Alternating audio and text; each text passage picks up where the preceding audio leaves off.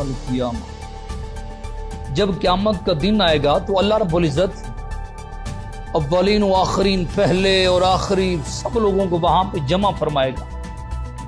वहां पर जो बादशाह होंगे, जो सलातीन, जिनको अल्लाह रब्बुल इज़्ज़त ने बादशाहत अता फरमाई हो, अल्लाह उनको वहां पे खड़ा करेगा। अल्लाह रब्बुल इज़्ज़त उनसे सवाल करेगा, जैसे हर एक बंदे से सवालात होने हैं हशर के मैदान के अंदर। तो ये जो बादशाह है, इनसे भी अल्लाह रब्बुल इज़्ज़त सवालात फरमाएगा। वो सवालात क्या होंगे? अल्लाह इनको जमा फरमाएगा। जमा फरमा के अल्लाह रब्बुल इज़्ज़त ये फरमाएगा, अलम उमक्किनकुम मिन बिलादी व उतीलकुम इबादी। अल्लाह रब्बुल इज़्ज़त फरमाएगा, मुझे ये बताओ, क्या मैंने तुम्हें अपने मुल्कों पर कंट्रोल नहीं दिया था? तुम्हें बादशाहत अता नहीं फरमाई थी? तुम्हें सलातीन नहीं बनाया था? बनाया था, तुम्हें बादशाहत अता फरमाई थी। वउतीलकुम इबादी, और अपने बंदों को तुम्हारा फरमा बरदार भी बनाया था। ये क्यों मैंने ऐसा किया था? इस वक्त पूरी कायनात के अंदर जब इससे पहले जितने भी बादशाह गुजरे हैं या बाद में आने वाले हैं, तो सबको जिसको भी बादशाहत मिली है वो अल्लाह रब्बुल इज़्ज़त ने ही अता फरमाई है। हकीकी मानों में बादशाह वही है। अल्लाह रब्बुल इज़्ज़त उनसे ये सवाल फरमाएगा, मुझे ये बताओ, मैंने तुम्हें बादशाहत अता फरमाई?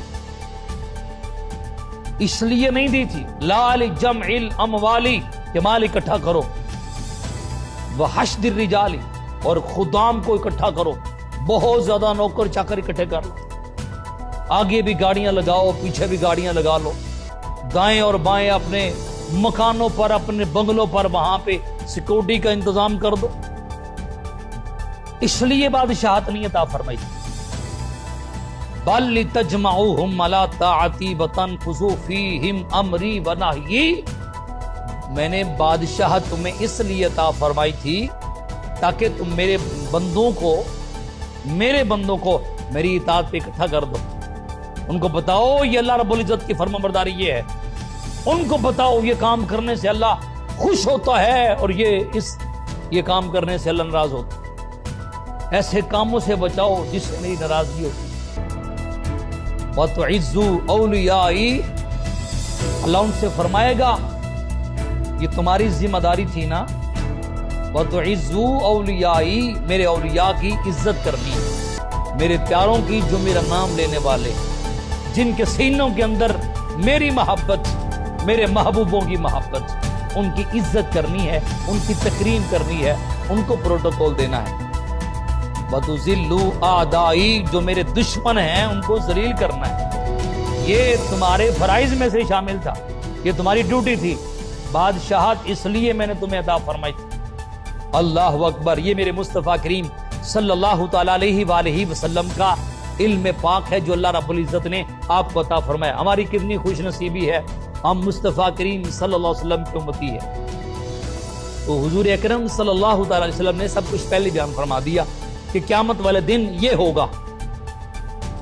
अल्लाह रब्बुल इज़्ज़त फरमाएगा, वतुज़िल्लु आदाई, तुम्हारी ड्यूटी थी ना, जो मेरे दुश्मन है उनको जलील करना है। वतंसुरुल मज़लूमीना मिनज़-ज़ालिमीना, जालिमों के मुकाबले में मजलूमों की मदद करनी है, ये तुम्हारी ड्यूटी थी। अब जिसने भी माल इकट्ठा नहीं किया होगा, जिसने बहुत ज्यादा खुदाम इकट्ठे नहीं किए होंगे, और जिसने औलिया की इज्जत की होगी, जिसने अल्लाह और उसके रसूल के दुश्मनों को जलील किया होगा, प्रोटोकॉल नहीं दिया होगा, और जिसने जालिमों के मुकाबले में मजलूमों की मदद की होगी, अल्लाह उनको सुरखरू फरमाएगा, इज्जतें अता फरमाएगा, शानें अता फरमाएगा।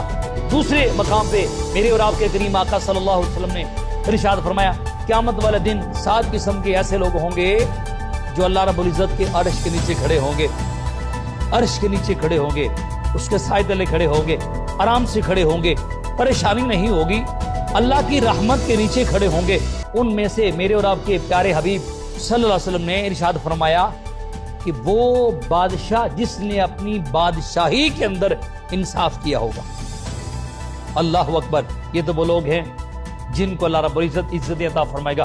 दूसरी तरफ جو خود بھی منکر رہے، جنہوں نے خود بھی اطاعت نہیں کی اور لوگوں کو بھی اطاعت پہ جمع نہیں کیا، اللہ اور اس کے رسول کی محبت کو آگے پھیلایا نہیں، ان کے لیے وہاں پہ ہولناکیاں ہوں گی جہنم کی، ان کے لیے وعیدیں ہوں گی جہنم کی، ان کو گھسیٹ کر وہاں پکڑ کے جہنم کے اندر پھینکا جائے گا۔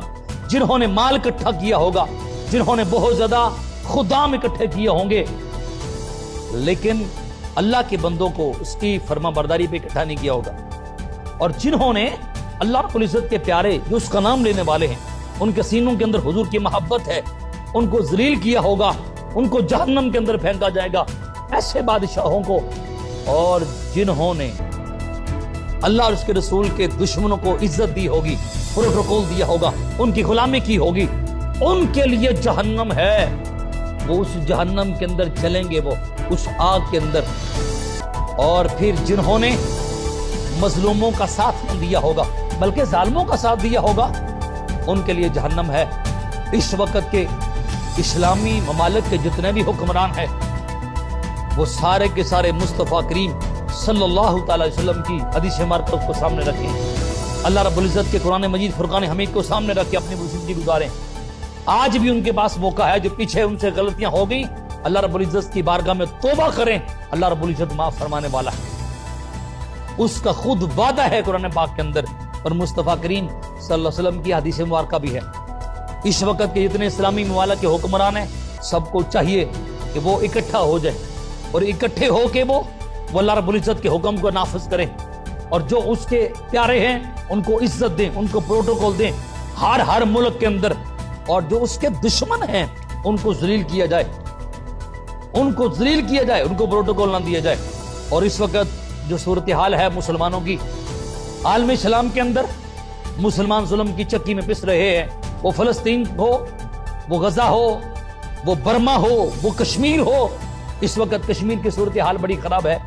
سب اسلامی ممالک کے جتنے حکمران ہیں، سب کی اس وقت ذمہ داری بنتی ہے، اگر اپنی ذمہ داری انہوں نے قبول نہ کی، اس پہ ڈیوٹی نہ دی، تو پھر کیا ہوگا؟ پھر مرنے والے ہیں، موت آئے گی، پھر قبر ہے، حشر کے میدان کے اندر پھر وہاں پہ انہوں نے کھڑے ہونا ہے، تو حشر کے میدان کے اندر انہوں نے رب کی بارگاہ میں کیا جواب دینا ہے؟ اس لیے سب مسلمانوں کی ذمہ داری ہے وہ اتفاق کریں، اکٹھے ہو جائیں۔ مصطفیٰ کریم صلی اللہ علیہ وسلم کی حدیث مبارکہ ہے، فرمایا کہ جو کفر ہے وہ اکٹھا ہے، کفر اکٹھا ہے، کفر اکٹھا ہے۔